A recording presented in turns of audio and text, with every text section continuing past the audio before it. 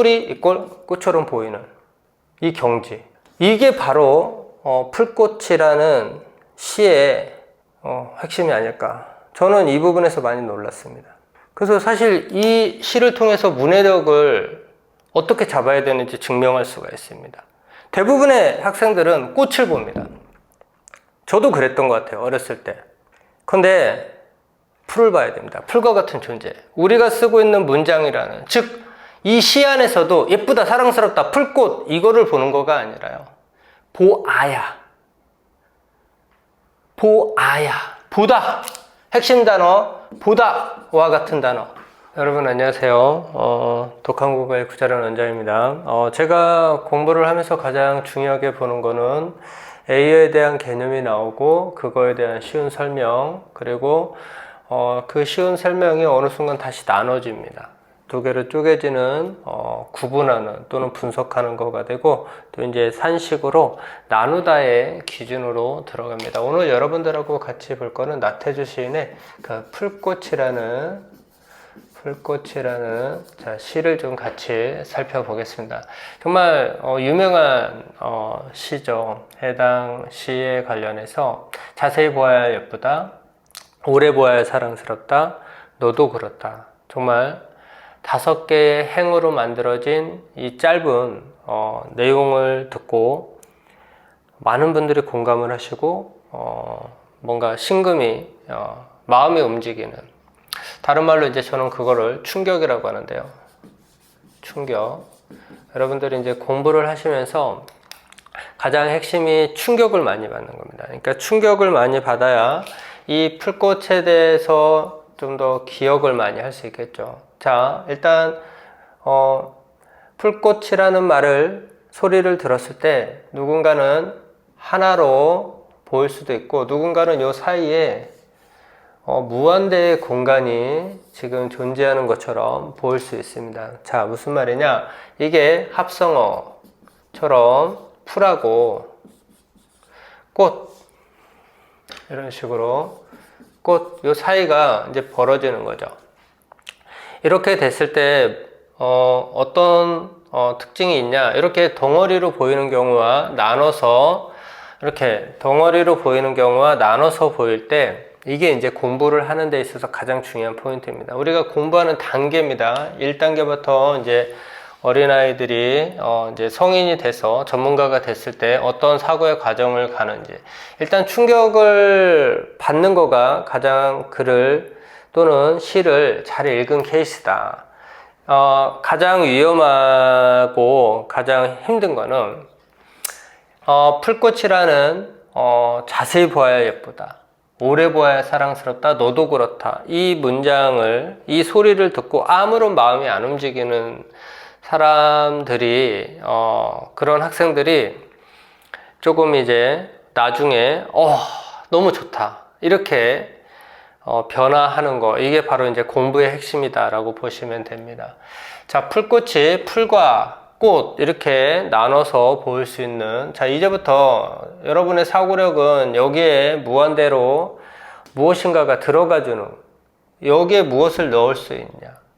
자, 풀과 꽃, 풀의 꽃, 풀에 대한 꽃, 풀에 핀 꽃, 뭐 여러 가지 이 빈 공간에 어떻게 보면 딱 붙어있는, 정말 틈이 하나도 없을 것 같은 이 풀과 꽃 사이에 어마어마한 생각들, 말들, 소리들이 들어갈 수 있다라는 것, 이거를 채워나가는 거가, 그리고 이거를 채울 수 있는 거가, 무엇을 채울 수 있느냐? 무한대로 채울 수 있겠죠. 여기까지 잡아내는 거가 바로 공부의 핵심입니다. 그리고 이제 제가 가장 강조하는 거는 감탄, 다른 말로 놀람. 여기서 놀람은 재미가 될 수도 있고 슬픔이 될 수도 있고 정말 싫은 거가 될 수도 있어요. 거부가 될 수도 있고, 충격을 받고 이 충격이 와야, 이 충격이 느껴져야 민감하게 기억이 오래 납니다. 그렇죠? 그래서 합성어다, 뭐 이렇게 이제 문법적으로 들어오는데, 합성어는 다시 얘가 합성어가 되면 얘는 다시 쪼갤 수 있는 거가 됩니다. 그쵸? 두 개로 나눌 수가 있죠. 그 다음에 충격을 받으면은 이제 무엇에 충격을 받을 거냐? 사실 풀에 충격을 받을 거냐? 꽃에 충격을 받을 거냐? 자, 어쨌든 나태주 시인의 풀꽃이라는 시의 핵심은 예쁘다, 사랑스럽다. 다시 예쁘다, 사랑스럽다. 자, 요거에 대한 새로운 정의입니다. 자, 무슨 말씀이냐? 우리가 그동안 예쁘다, 사랑스럽다를 결론 또는 결정 또는 정의하는 패턴을 보면은 사람마다 다 달라요. 나는 이게 예쁜데, 나는 이건 별론데, 여러 가지 느낌, 자기의 생각을 표현을 합니다. 근데 우리가 보통 예쁘다라는 말을 이제 즉 외모에 이제 집중하는 케이스가 있습니다. 외모만 보고 근데 예쁘다라고 말하기에는 부족합니다. 그래서 외모도 한 번만 보는 사람이 있고 여러 번 보는 왜냐면 우리가 모든 사람을 계속 만날 수 있는 건 아니잖아요. 시간이 제한되어 있고 공간이 제한되어 있단 말이에요. 그러니까 외모 1, 외모 2, 외모 3, 4, 5 이렇게 외모를 볼 수도 있고, 자, 이것뿐만 아니라 무엇도 볼 수 있냐? 내부, 내적, 그 다음에 그 사람의 행동, 그 다음에 소리도 어떻게 보면은 듣고 볼 수 있는 거죠. 표정도 볼 수 있는 거고. 그러면은 여기에 다시 A, B, C, D 뭐 이런 여러 가지 요소들이 또 나오겠죠. 그러니까 예쁘다라고 최소한 말하려면 하나, 둘, 그 다음에 자, 누가 가장 정확하게 보고 예쁘다라고 말하느냐, 이거를 지금 많이 할 수 있는 케이스라는 거죠. 요 느낌을 바로 자세히 본다라는 말입니다. 자, 그러면 우리가 자세히 본다라는 말을 또 고민해야 돼요. 나태주 시인이 자세히 본다라는 말을 했는데 이 말은 또 어떻게 하는 거냐? 뭐 현미경으로 보는 것도 자세히 보는 거고 망원경으로 보는 것도 자세히 보는 걸 겁니다. 과학적으로, 기술적으로 본다라고 하면은. 근데 우리는 인간이잖아요. 인간이 자세히 볼 수 있다. 사람들 간의 관계 안에서 내가 누군가를 자세히 보고 대상을 자세히 보는데 꼭 도구를 쓰는 것도 방법이지만 여러분들이 인간관계 하는데 도구를 누군가가 돋보기로 망원경으로 나를 보고 있다라고 하면은 기분이 좋으신가요? 그렇지 않죠. 육안으로 최대 우리가 용납할 수 있는 건 안경. 근데 안경도 요즘에는 이제 믿을만하지 못한 세상이 될 수 있을 것 같아요. 이게 이제 스마트 안경으로 바뀌는 순간 안경 쓴 사람들 싫어할 것 같아요. 제가 볼 때. 안경 쓴 사람들 의심할 것 같아요. 어떤 기업은 여기에 지금 사활을 걸고 있습니다. 근데 그거는 보는 사람의 입장에서 괜찮아요. 그런데 보임을 당하는, 즉 피동의 입장에서는 이게 상당히 거북할 것 같아요. 이런 부분들을 이제 생각을 해보시면 좋습니다. 그럼 사랑스럽다도 정의는 오래 보아야 된다고 했어요. 여기서 이제 중요한 거는 시간이죠. 시간. 자세히 보는 거는 어떻게 보면은 공간에 대한 점이죠. 이것도 오늘 다시 보니까 또 보이네요. 이게 또 충격받는 거예요, 저는. 풀꽃이라는 시를 정말 몇백 번, 몇천 번 보는 것 같거든요. 근데 볼 때마다 또 달라요. 오래 본다는 거는 시간이잖아요. 그럼 오래 보는 것도, 외모를 오래 보려면 뭐가 필요하죠? 시간이 필요해요. 결국, 공간, 어느 위치, 내가 자리를 이동하는 거는 공간이 이동하면과 동시에 시간이 같이 움직여져. 이게 이제 아인슈타인이 중요한 포인트입니다. 이게 시간을 1시간 쓴 사람, 2시간 쓴 사람, 3시간 쓴 사람하고 사랑스럽다, 물론 오래 본다고 다 좋은 건 아닙니다. 이 오래 보다가 이게 착각에 오래 빠져 있을 수도 있거든요. 이게 제일 또 위험한 건데 어쨌든 객관성을 확보해야죠. 우리는. 자, 중요한 거 오래 반복이죠.